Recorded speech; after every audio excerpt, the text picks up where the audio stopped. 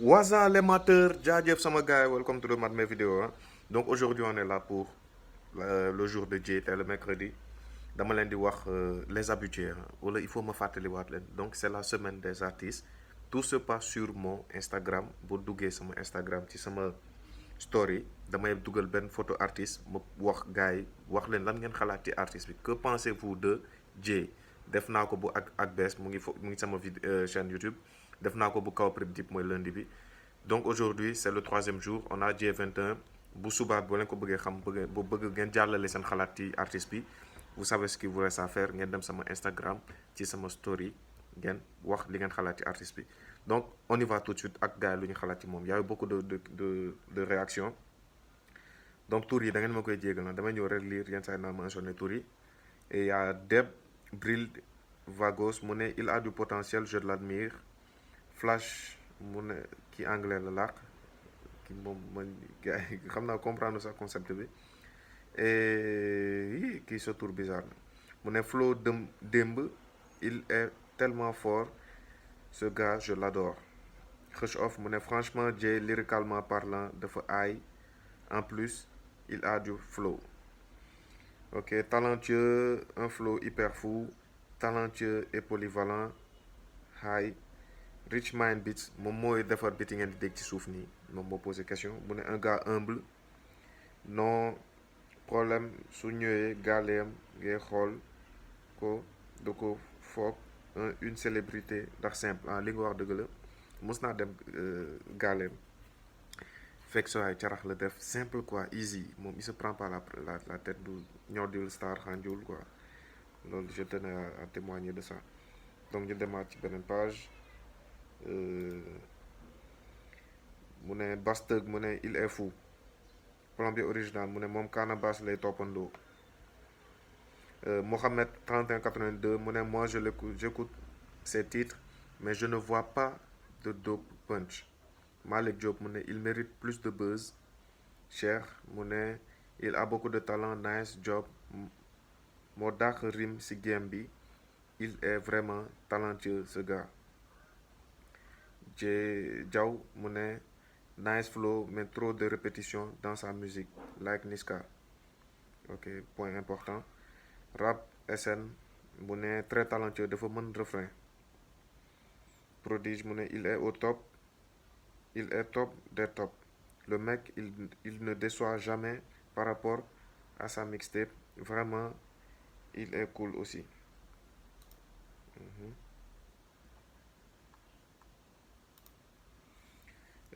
Prince mu ne c'est un rappeur talentueux mais après la sortie de Buzz Lab il devient rare juste récemment fël. Rap sans punchline Mohamed loolu wax mat kii flow bu sadik la yor il est fort vraiment NNTV moo ko wax. Moray J mu ne statu quo versus Buzz Lab en situation de vrai faux clash avec Buzz Lab sinon il est sous-coté. li nga mujjee wax la comprendre la mais li nga wax ay faux clash et tout ça c'est un peu bizarre. Papso VIP mu ne bon mën nga job si écriture texte yi des na trop ok. Ems Diagne mu ne moom bàyyi sol caraxu 600 gars yi ko nañ lu ci nag mooy li ñu ma wax sànq rek nit mun nga ne sa gars sol sa caraxu 600 xam naa da ngay tooñ nag xamante ngeen. Ki anglais man gars yi may bind en anglais yi américain yi man c'est quoi le problème. On est presque arrivé à la fin. MS sama copain il est toujours présent big up à toi il rappe bien mais dafa dese wàcc ci terrain bi ça veut dire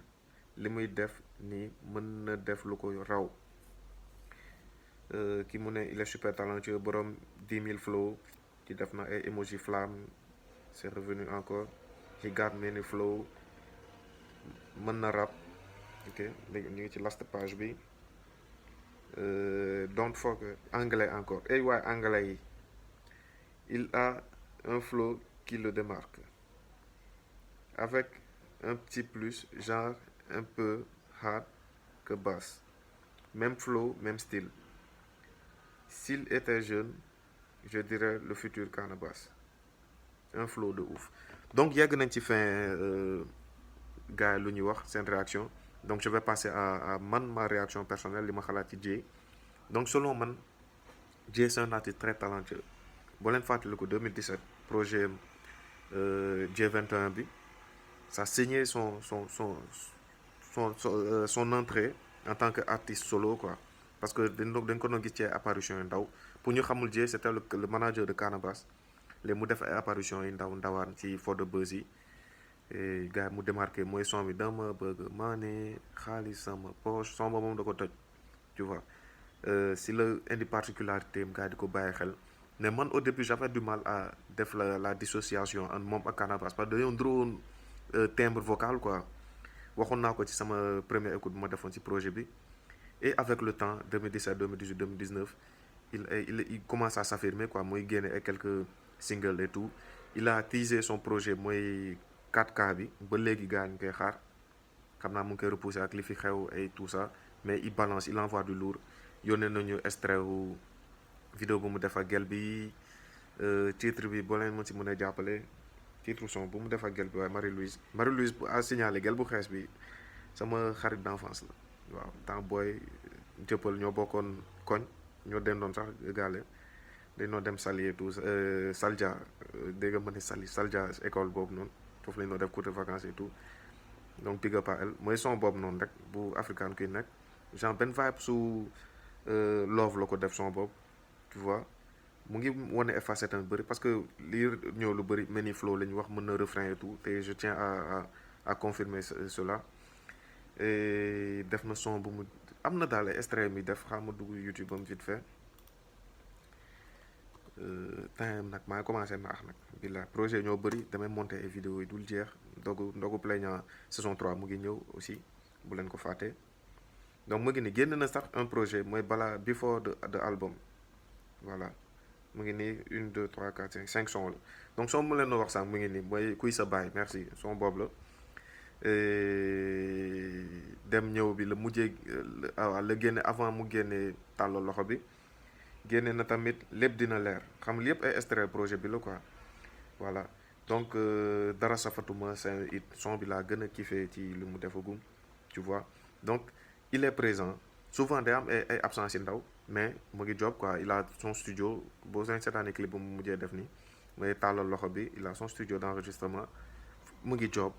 amatul contrainte nekkatul en signature avec un label amatul genre war a am avalu gars yi pour gars yi di ko placer il est son CEO bopp te loolu vraiment dina ko gën a faciliter genre son travail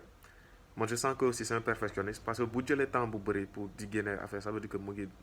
dooraat affaire am bi il travaille avec des producteurs et beatmakers parce que ça se ressent ci sama critique moo ko defoon bu mu jëlee bitu Young Thug bi mooy Million bi et non Rihanna mu tuddee ko Million je l'ai critiqué là-dessus gisante nañ ñu wax nga ne ma Fall remix ci culture hip hop la bokk et tout ma ne ko Fall mënoo jël bitu jàmbur xam nga jël flow jàmbur tuddee son bi beneen tour quoi parce que loolu c'est limite plagiat quoi tu vois donc ça dafa feeñ léegi son bu muy def léegi day mentionner tour beatmaker bi il montre que carrément des travail avec des beatmakers récemment Instagram am na var bu ma ko defoon mooy tàllal loxo bi beat bi c'est un remake tu vois j'ai signalé ça il y a eu des réactions ba beatmaker bi en question il a fait une vidéo bu xam ne il s'est expliqué il a avoué que remake la mais c'était pas destiné à Jay da ko play affaire bi rek soit barré son bi et puis il a pris le son donc comme ni ma ko waxee man il est pas légitime kon ñu bind ko ci titre bi prod by Amnésique béggee à lui quoi ne il a du potentiel man jot naa déglu yeneen prod yu mu def mais lii nii genre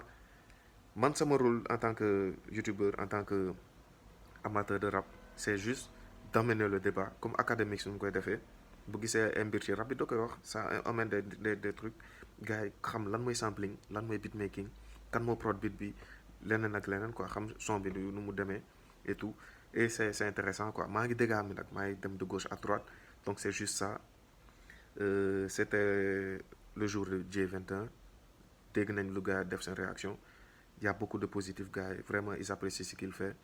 continue à être comme tu es xam nga Baye Fall nga dama répondre nag dama lay yónnee message mais Jay da nga may jaay prek Jay dama lay message qui est vu di ma bàyyi ci biir quoi mais anyway waaw maa ngi bëggee son frère Vincent, c'est un ami vraiment borom baax la. di ko souhaiter beaucoup de réussite dans sa carrière. Projet bi gars yi ñu ngi naan pour ma def ci première écoute, c'est en vue, incha allah peut-être naa ko def. Et en attendant nag son projet 4K bi ñu ngi koy xaar te gars yi tamit il faut savoir que li bu may def nii mooy semaine bi c'est juste pour mise à jour quoi, parce que y a du lourd qui arrive. am na vidéo yi gën a dope yoo xam ne ak sama caméra laa koy tourner avec du gros montage mu ngi ñëw. Lii c'est juste pour ay mise à jour la rek. Et soyez scotché pour Ndogu Plaignant saison 3. Premier invité The Best la mën na dugg à tout moment. dina am yeneen invité ren c'est un peu particulier di ngeen ci xam dara. Donc merci beaucoup, je tire en longueur, maa ngi jégalu. Continuez de vous abonner, activez la cloche de notification pour être tenu au courant de tout. À la prochaine, je vous kiffe, Gili Gili. Peace.